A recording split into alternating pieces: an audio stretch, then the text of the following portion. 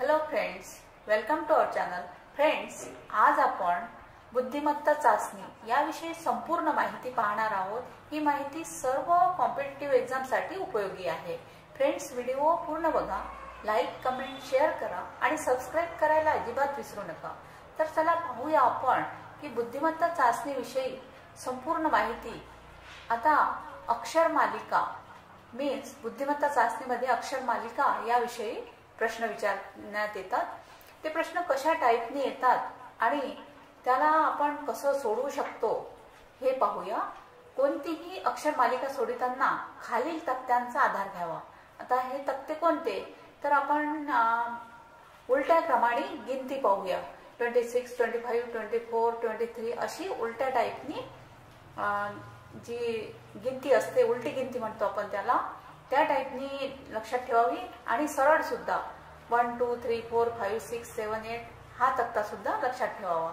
आणि ABCD बद्दल विचार करूया. तर ABCD बद्दल प्रश्न असतील तर सरळ ABCD, ABCD EFGH सरळ ABCD लक्षात ठेवावी. आणि उलट्या टाईपनी सुद्धा ZYXW VUTSR या टाईपनी लक्षात ठेवावी. तर हा तक्ता तुम्ही डोळ्यासमोर ठेवा आणि नंतर प्रश्नाची उत्तरं सोडवा. तर पाहूया आपण प्रश्न. उदाहरणादाखल A, C, E, G, I आणि डॅश मीन्स रिकामी जागा आहे. तर ऑप्शन आहे B, D, J, K. तर याचं उत्तर आहे. स्पष्टीकरण पहा. वरील अक्षर मालिकेतील विषम संख्येच्या स्थानावर आलेल्या अक्षरां मिळून तयार झालेली आहे. यानुसार आय नंतरचे पुढील अक्षर कोणते येईल, तर आय नंतरचे पुढील अक्षर के येईल. म्हणून उत्तर आहे के. नेक्स्ट उदाहरण आहे X, W, U, S, Q dash. आता इथे आपण जी गॅप दिलेली आहे अक्षरांमध्ये ती विचारात घेऊया. X नंतर कोणता शब्द गाळलेला आहे तो पाहूया.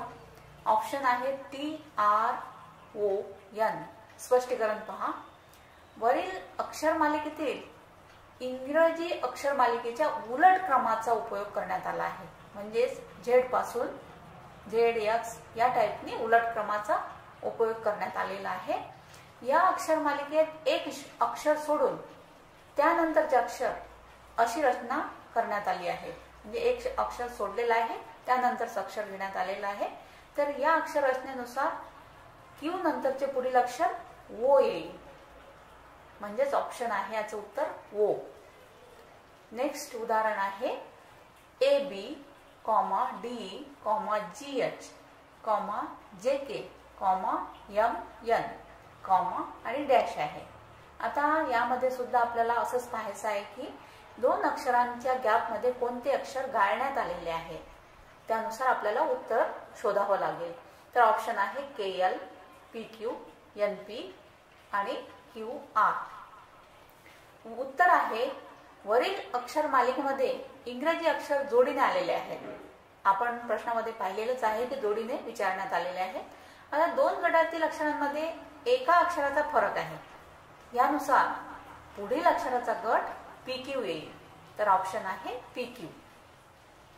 नेक्स्ट उदाहरण आहे D, H, L, P, T आणि डॅश आहे. यामध्ये सुद्धा तोच नियम लागतो की सरळ ABCD नुसार दोन अक्षरांमध्ये गॅप किती आहे, किती अक्षरांची गॅप आहे, त्यानुसार ऑप्शन आहे U, X, W, Z.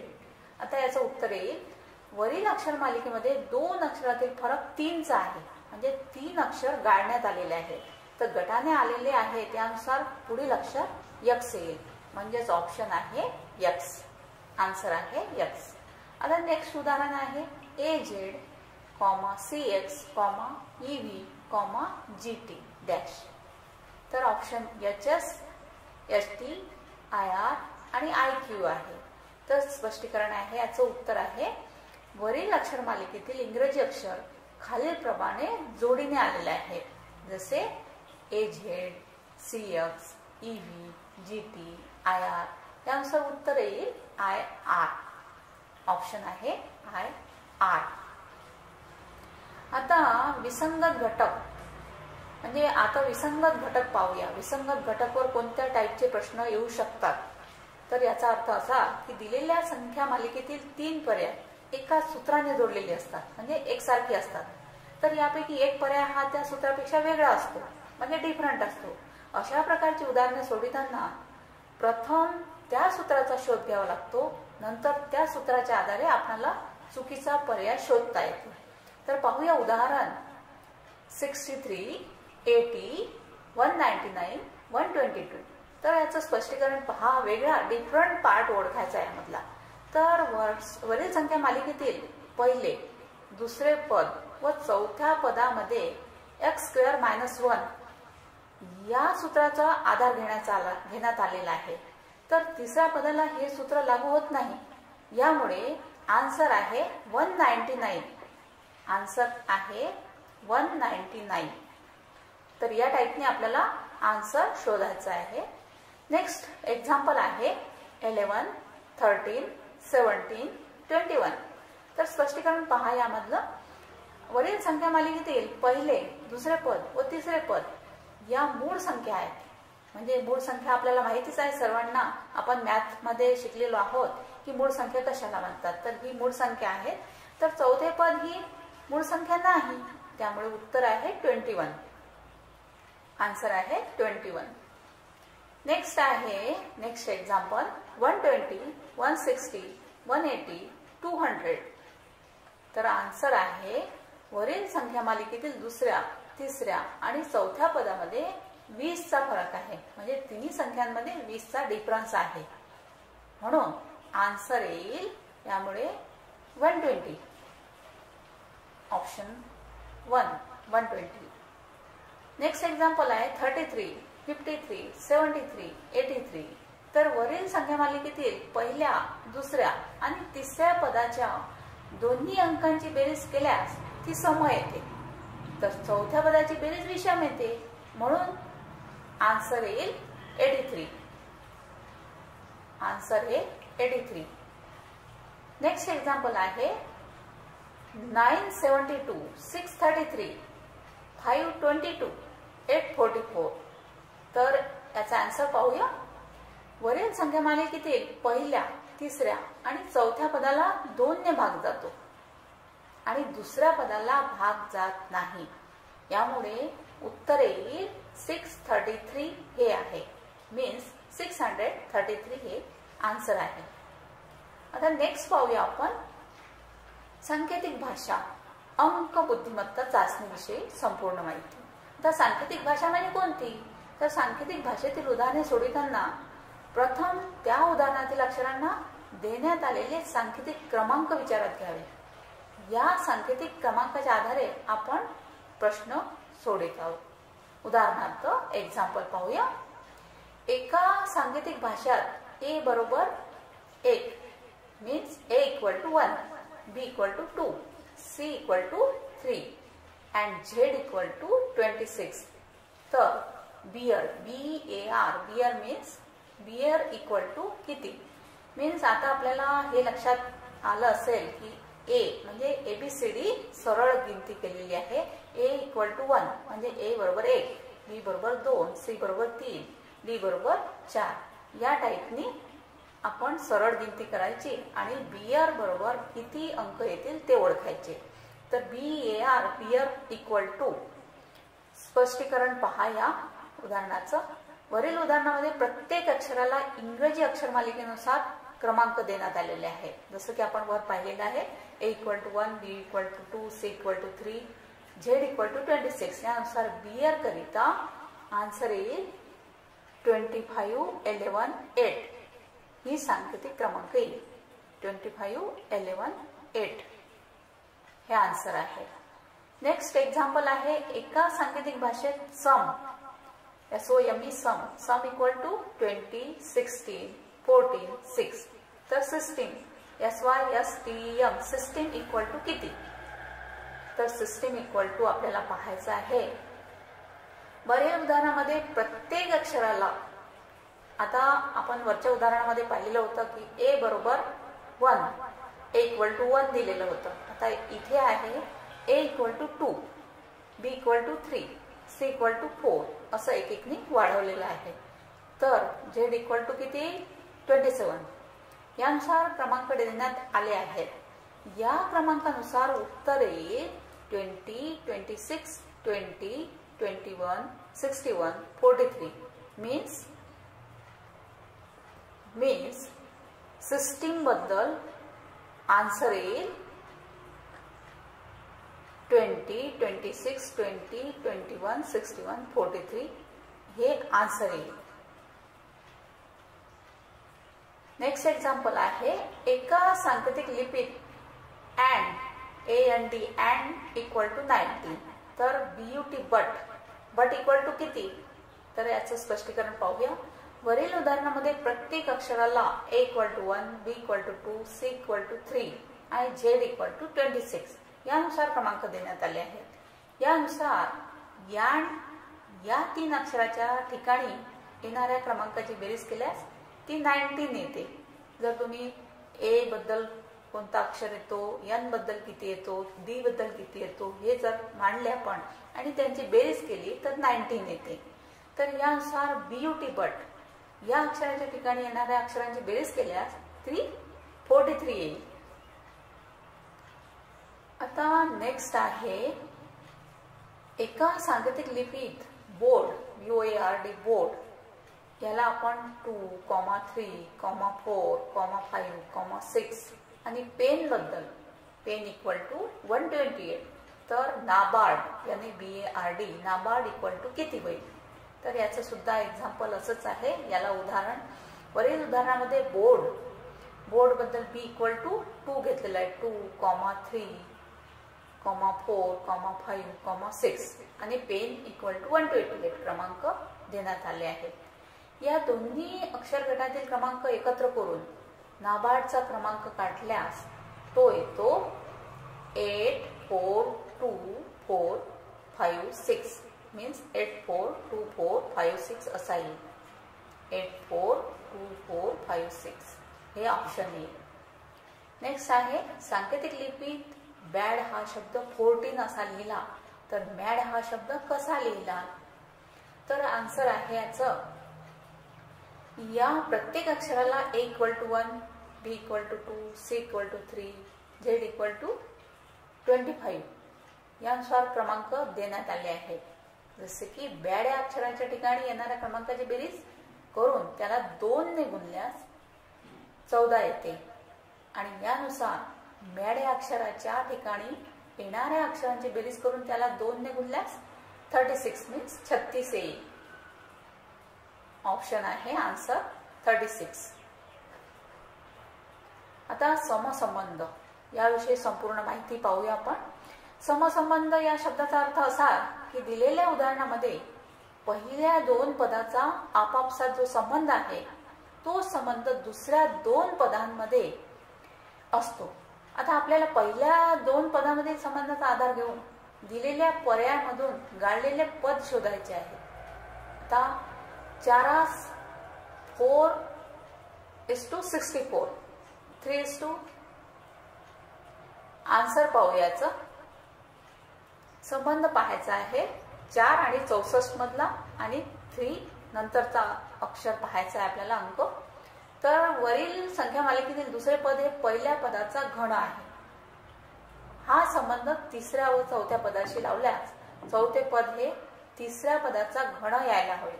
त्यानुसार प्रश्नचिन्हाच्या जागी आन्सर येईल 81. यामुळे उत्तर येईल 81. जसं की 4 आणि 64 मध्ये जो संबंध आहे तोच 3च्या घनमध्ये म्हणजेच 3 आणि 81 मध्ये जो संबंध आहे तो सेम असायला पाहिजे. 4 आणि 64 आणि 3चा घन 81.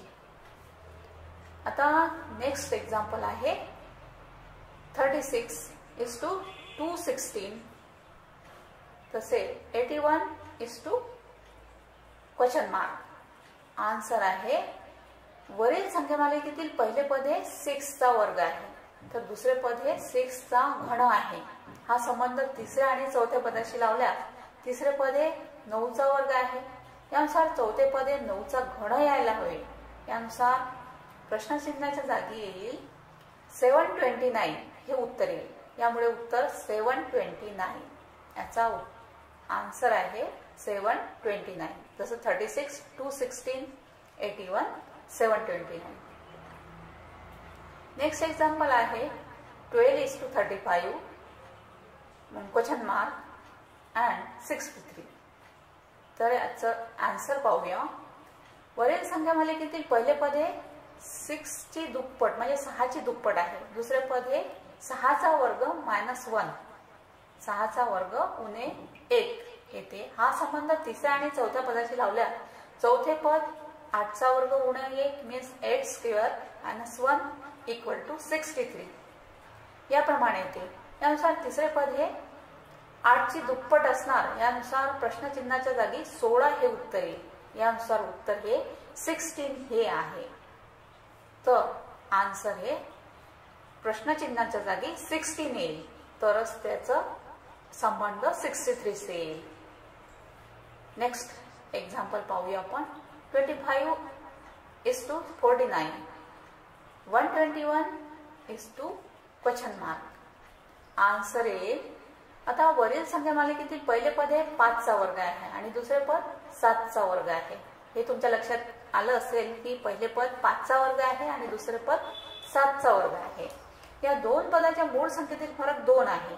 हा संबंध तिसऱ्या आणि चौथ्या पदाशी लावल्यास तिसरे पद हे 11चा वर्ग असून चौथे पद हे 11 + 2 = 13चा वर्ग येईल. यानुसार प्रश्नचिन्हाच्या जागी येईल 169 हे उत्तर येईल. त्यामुळे उत्तर येईल 169 169.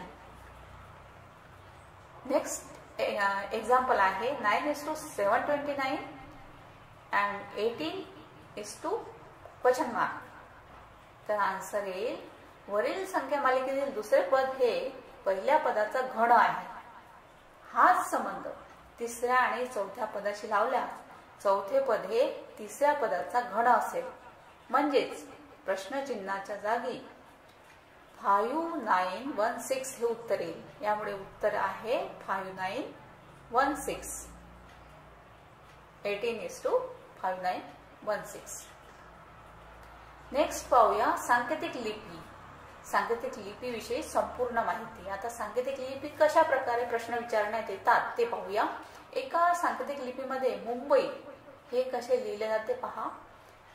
MUMBAI याबद्दल LVLCZJ असे लिहितात. तर सोलापूर हे कसे लिहितात तर त्याबद्दल तुम्हाला पाहायचं आहे की मुंबई बद्दल कोणते अक्षर वापरलेले आहेत. त्यानुसार आपल्याला सोलापूर बद्दल तेच शब्द वापरायचे आहेत. तर पाहूया स्पष्टीकरण. वरील उदाहरणामध्ये इंग्रजी अक्षर मालिकेचा उपयोग करण्यात आला आहे. यामध्ये मुंबई या अक्षरातील विषम स्थानचे अंक मागे चालतात तर समस्थानचे अंक पुढे चालतात. या सूत्रानुसार सोलापूर हा शब्द RPKBOVQ असा येईल. तर हे आपण करून पाहायला पाहिजे. सोलापूर बद्दल RPKBOVQ हे आन्सर येईल. नेक्स्ट आहे एका सांकेतिक लिपी बुक. हा बुक बद्दल पहा काय वापरलेला आहे. ANNJ शब्द असा लिहितात. तर पेन्सिल हा शब्द कसा लिहा. तर हे बुद्धिमत्ता चाचणी बद्दल प्रश्न आहेत पहा. वरील उदाहरणामध्ये बुक अक्षरातील प्रत्येक शब्द 1 अंक मागे चालतो. या सूत्रानुसार पेन्सिल हा शब्द ODMBHK असा येईल. म्हणजेच 1 अंक मागे जाऊन आपल्याला पेन्सिल बद्दल तयार करायचा आहे शब्द. नेक्स्ट आहे EYE. आय हा शब्द VBV असा लिहितात. तर इयर हा शब्द कसा लिहितात तर याचे स्पष्टीकरण पहा. वरील उदाहरणामध्ये इंग्रजी अक्षरमालिकेतील विरुद्ध शब्दाचा उपयोग करण्यात आलेला आहे. म्हणजे विरुद्ध A = Z, B = Y, तर M = N याप्रमाणे या सूत्रानुसार इयर करिता VZI हा शब्द येईल. नेक्स्ट आहे जर आन्सर म्हणजे आन्सरचं पहा कसं रूप बनवलेलं आहे. ANSWER म्हणजेच REWSNA. तर क्वेश्चन म्हणजे काय. जसं आन्सर बद्दल त्यांनी शब्द तयार केला आहे त्या टाईपने आपल्याला क्वेश्चन बद्दल उत्तर लिहायचं आहे। तर वरील उदाहरणामध्ये आन्सर उलट क्रमाने आला आहे, तर या सूत्रानुसार क्वेश्चन हा शब्द उलट क्रमाने NOITSEUQ असा लिहिता येईल। नेक्स्ट आहे, जर फिजिक्स हा शब्द WNCWLET असा लिहिला तर जिओलॉजी हा शब्द कसा लिहा? तर याचं स्पष्टीकरण पहा। वरील उदाहरणामध्ये फिजिक्स या शब्दाचा WNCWLET हा सांकेतिक शब्द मीन्स 7, 6, 5, 4, 3, 2, 1 या क्रमाने आले आहे। यानुसार जिओलॉजी हा शब्द NKTPRIZ असा येईल। नेक्स्ट आहे सांकेतिक शब्द। आता सांकेतिक शब्द म्हणजे या शब्दाला असे म्हटले तर त्या शब्दास काय म्हणावे याप्रमाणे असतात। तर यावर उदाहरण पाहूया आपण। जर पुस्तकाला पेन म्हटले, पेनास खडू म्हटले, खडूस वही म्हटले, तर फळ्यावर लिहिण्याकरिता काय वापरतात? तर पहा याचा आन्सर, वरील उदाहरणामध्ये खडूला वही म्हटले आहे आणि फळ्यावर लिहिण्याकरिता खडू वापरतात, यामुळे उत्तर येईल वही। नेक्स्ट एक्झाम्पल आहे, एका सांकेतिक भाषेत कावळ्यास बगळा, बगड्यास पोपट, पोपटास कबूतर व कबुतरास मोर म्हटले, तर शांततेचे प्रतीक काय? आन्सर आहे, तर स्पष्टीकरण पाहूया। शांततेचे प्रतीक म्हणून कबूतर ओळखले जाते, तर वरील उदाहरणामध्ये कबुतराला मोर म्हटले आहे, त्यामुळे उत्तर येईल मोर। नेक्स्ट एक्झाम्पल आहे, एका सांकेतिक भाषेत वही म्हणजे छडी, छडी म्हणजे पेन, पेन म्हणजे घड्याळ, घड्याळ म्हणजे सायकल, तर वेळ कशात बघाल? आन्सर पहा, आपण वेळ बघण्याकरिता घड्याळ वापरतो। आता वरील उदाहरणामध्ये घड्याळाला सायकल म्हटले आहे, त्यामुळे उत्तर येईल सायकल। नेक्स्ट एक्झाम्पल आहे, एका सांकेतिक भाषेत हवा म्हणजे पाणी, पाणी म्हणजे ढग, ढग म्हणजे आकाश, आकाश म्हणजे वारा, तर पाऊस कशातून पडतो? आन्सर आहे, पाऊस ढगातून पडतो। वरील उदाहरणामध्ये ढगाला आकाश म्हटले आहे, यामुळे उत्तर येईल आकाशातून येईल। नेक्स्ट आहे, जर फुटबॉल म्हणजे हॉकी, हॉकी म्हणजे क्रिकेट, क्रिकेट म्हणजे बॅडमिंटन, बॅडमिंटन म्हणजे टेनिस असेल, तर स्टेपी ग्राउंड कोणत्या खेळाशी संबंधित आहे?